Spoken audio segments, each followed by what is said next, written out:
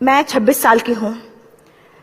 2011 में चलती ट्रेन से मुझे कुछ बदमाशों ने, मैं वॉलीबॉल चैंपियन भी रह चुकी हूँ, 2011 में चलती ट्रेन से मुझे बदमाशों ने एक गोल्ड चेन पहनी थी, चलती ट्रेन से मुझे उठा के बाहर फेंक दिया था। लखनऊ से दिल्ली आ रही थी मैं।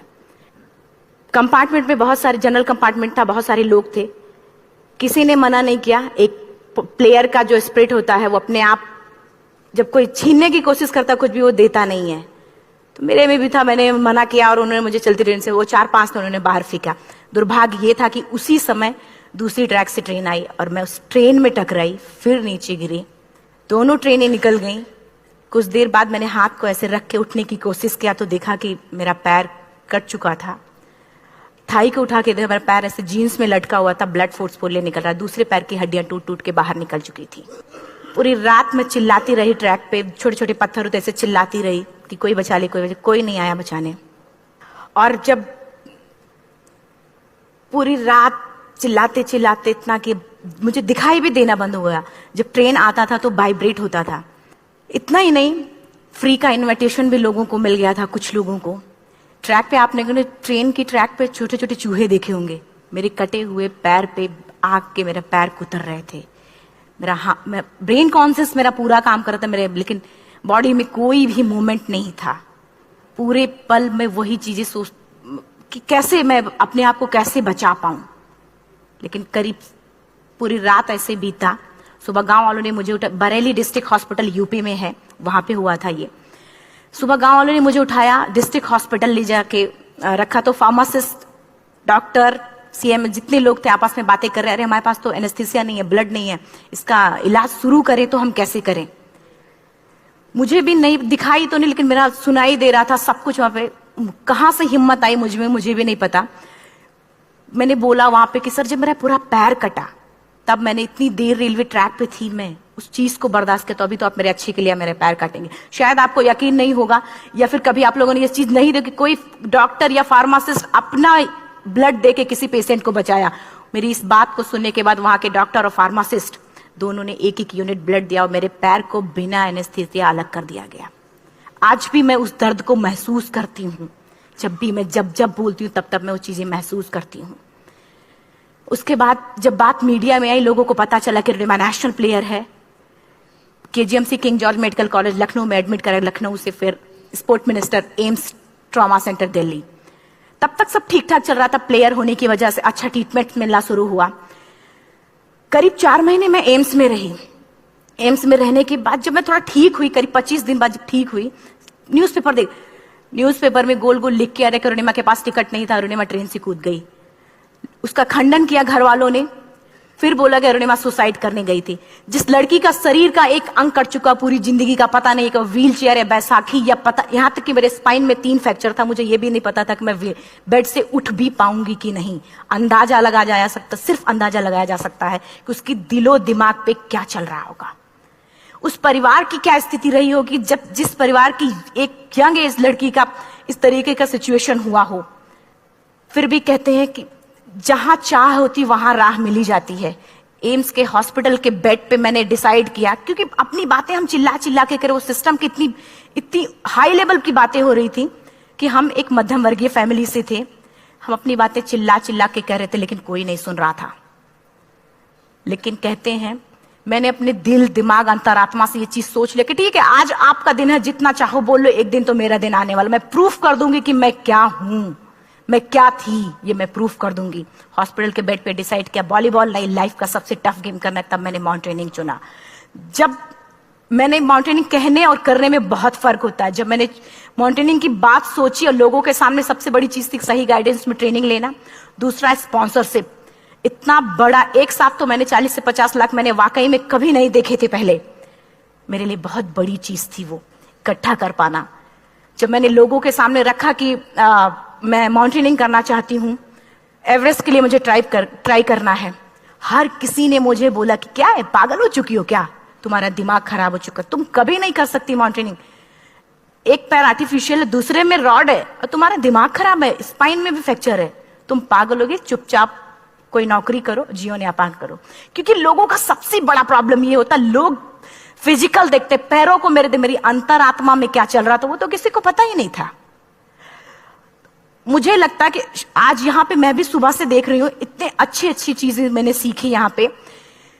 बहुत बड़े बड़े स्पीकर को शायद आप लोगों ने भी आज मैं भी आपको यहाँ पे कि चाहे जितना मोटिवेट करूं, चाहे जितना चीजें मैं बताऊं, लेकिन मुझे लगता है सबसे बड़ा मोटिवेटर कौन होता? आप खुद। जिस दिन किसी भी लक्ष्य के प्रति आपकी अंतरात्मा जाग गई, आपको कोई नहीं रोक सकता उस लक्ष्य को पाने में। ये मैं किताब से बातें नहीं बोल रही हूं, ये मैं एक एक पल मैंने ये मैं कोई भी किताब की बातें नहीं, एक एक पल आज जो मेरा 26 साल का एक्सपीरियंस है वो मैं बता रही हूं सिर्फ आपको। उसके बाद किसी तरीके से मैनेज किया मैंने। भाई साहब, मेरा परिवार मेरा बैकबोन था। परिवार ने मुझे, भाई साहब ने मुझे कहा कि मैडम बछेंद्री पाल जिन्होंने 1984 में एवरेस्ट समिट किया, उनसे मिलते हैं, वो जरूर कुछ ना कुछ करेंगे। हॉस्पिटल से निकलने के बाद मेरे राइट लेग में स्टिचेस लगी थी। मैंने डायरेक्टली घर जाने की बजाय, जब लोग ये सोचते हैं कि मुझे अपना जीवन यापन कैसे करना है, जब लोग ये सोचते हैं कि मुझे अपनी जिंदगी के, मेरे दिमाग में सिर्फ 2 चीजें चल रही थी, मुझे इनका जवाब कैसे देना है और एवरेस्ट समिट कैसे करना है। फर्स्ट तुरंत गए बछेंद्री मैम के पास। जब मिले, मैम ने फर्स्ट टाइम जब मुझे देखा तो उन्होंने कहा, अरुणिमा, उनकी आंखों में आंसू आ गए। उन्होंने बोला, अरुणिमा, तूने ऐसी हालात में एवरेस्ट जैसे दुरूह पहाड़ के बारे में सोचा तो तूने अपने अंदर तो एवरेस्ट फतह कर लिया, अब तो सिर्फ लोगों के लिए। मेरे परिवार को छोड़ के बाहर की पहली ऐसी महिला थी जिन्होंने मुझ पे भरोसा किया था कि हाँ अरुणिमा, तुम कर सकती हो। मेरे लिए वही बहुत बड़ी चीज थी। प्लानिंग भी कर ली, मैम भी मिल गई, सब हो गया। लेकिन जब उतरते हैं फील्ड में तब पता चलता कि हम क्या हैं। रोड हेड से मैं पहुंच गई। मैडम ने कहा कि ठीक है, तुम्हारे कहने, तुम्हारे सोचने से कुछ नहीं होगा अरुणिमा, प्रूफ करो कि कर सकती हो। मैंने कहा बस एक मौका चाहिए मुझे। वाकई में जब मैं माउंटेन में पहुंची, रोड हेड से बेस कैंप लोगों को 2 मिनट लगता था, मुझे 3-3 घंटे लगते थे, क्योंकि मेरे राइट लेग की हड्डियां भी नहीं जुड़ी थी। लेफ्ट मेरा आर्टिफिशियल लग चुका था, लेकिन स्टंप एकदम रेड, उसका मतलब घाव एकदम नए थे। मैं अगर पैर रखती थी तो मेरे पैर से जोर से अगर दबा देती थी तो पैर से मेरे ब्लड आने लगता था। सारे लोग नॉर्मल थे वहां पे। हर कोई ये बोलता कि एक पीक के लिए जाते थे तो हर कोई मुझे ये बोलता कि अरुणिमा, तुम धीरे धीरे आओ। मेरे दिमाग में हर बार यही बात चलती थी कि क्या है, मैंने एवरेस्ट का प्लान किया, मैं इनके बराबर भी नहीं चल पा रही हूं।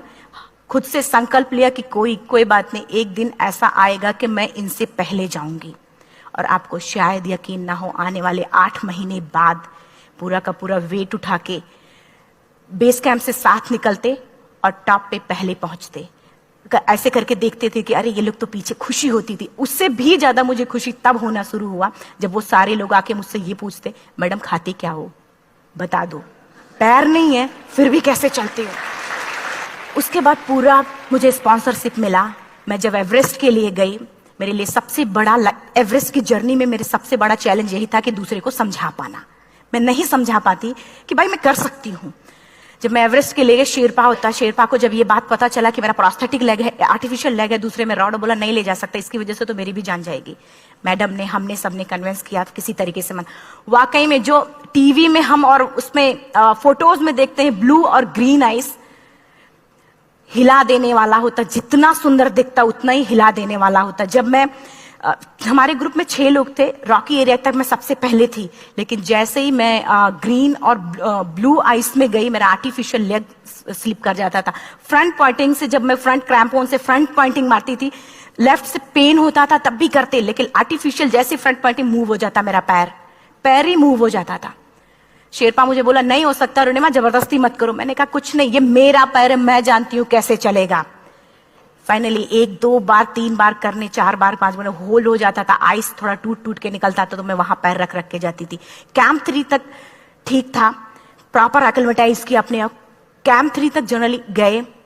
बात जब कैंप 3 के ऊपर की होती है, साउथ कोल समिट, अच्छे माउंटेनियर, अच्छे दिलेर के हौसले धरे के धरे तब रह जाते हैं जब अपनी आंखों के सामने किसी को मरता देखता है। और दिमाग में बात, जब जिसको डिसीजन मेकिंग, और जब दिमाग में बातें जब ये आने लगती हैं कि अरे जिस चीज के लिए हम जा रहे हैं उसी चीज के लिए आदमी मर रहा है, इसी चीज के लोग लिए मर चुके हैं। रात में क्लाइंबिंग, ज्यादा से ज्यादा माउंटेनिंग रात में की जाती है क्योंकि वेदर शांत होता है। जब मैं रात में निकली साउथ कोल से, कैंप 4 से, मेरी हेडलाइट जिधर ही हेडलाइट जा रही थी उधर ही डेड बॉडीज मुझे नजर आ रही थी। मेरे रोंगटे खड़े हो रहे थे, मुझे समझ में नहीं आ रहा था कि मैं करूं तो क्या करूं। इतना ही नहीं, मैं जिस रोप में थी उसी रोप में जब मैं आगे जा रही हूं और एक बांग्लादेशी, उनका हाथ हल्का हल्का ऐसे हिल रहा, मुंह से आवाज आ रही थी। मैं एक्सप्लेन नहीं कर सकती मुझे कितना डर लग रहा था। बार बार ये बार बार मन में आती, इसका ऑक्सीजन खत्म हुआ है, ये मर चुका है लास्ट सिचुएशन में, और हम कुछ नहीं कर पा रहे हैं, क्या करें। उसके बाद मैंने 10 से 15 मिनट सिर्फ मैं वहां खड़ी रही। मैंने सिर्फ इतना बोला कि अगर आप सभी में से सभी ने एवरेस्ट सबमिट कर लिया तब तो ठीक है, अगर नहीं सबमिट किया है मैं सबके लिए एवरेस्ट सबमिट करूंगी और जिंदा वापस जाऊंगी। क्योंकि जैसा हम सोचते हैं हमारी बॉडी उसी तरीके से जनरेट करना शुरू करती है। मैंने डेड बॉडी, क्योंकि जा ही नहीं सकते थे किनारे से, उसी रोप में वो एंकर है, डेड बॉडी को लांगी और लांग के जाना शुरू किया। हिलेरी स्टेप साउथ समिट के करीब जब मैं खुद पहुंची, मेरे शेरपा ने एक जोर से झटका मुझे दिया कि अरुणिमा वापस चलो, तुम्हारा ऑक्सीजन खत्म हो रहा है। हिलेरी स्टेप के बाद एवरेस्ट समिट है, थोड़ा चलने के बाद एवरेस्ट समिट है। अगर कोई आपसे ये बोले, आप अपने टारगेट के इतने करीब हो, अगर कोई आपसे ये बोले कि अरुणिमा वापस चलो, कैसा लगता है। मैंने भी यही बोला, सर क्या बोल रहे हो आप, मैं नहीं जाऊंगी वापस। बोला अरुणिमा जिंदगी रही, दोबारा ट्राई करना और एवरेस्ट समिट हो जाएगा दोबारा तुम्हारा। मैंने कहा नहीं, ये आप जिंदगी में गोल्ड चांस बार बार नहीं आते, लाइफ में कभी कभी आता है, ये आपके ऊपर आता, आप उसको पकड़ के रखते हो या फिर छोड़ देते हो। मैं अपना गोल्ड चांस कभी नहीं, क्योंकि मैं जानती थी मुझे स्पॉन्सरशिप बहुत मुश्किल से मिला, एक बार अगर मैं छोड़ देती दोबारा मुझे कभी नहीं मिलता। मैं बहुत अच्छी तरीके से जानती थी। मेरा फाइनली मुझे बछेंद्री मैम ने भी एक बार बात समझाई थी, मेरी माँ ने मुझे एक बार बताया था कि लाइफ में कभी कभी सिचुएशन ऐसी आती है जब सिर्फ आप अकेले होते हो, डिसीजन सिर्फ आपको लेना होता है।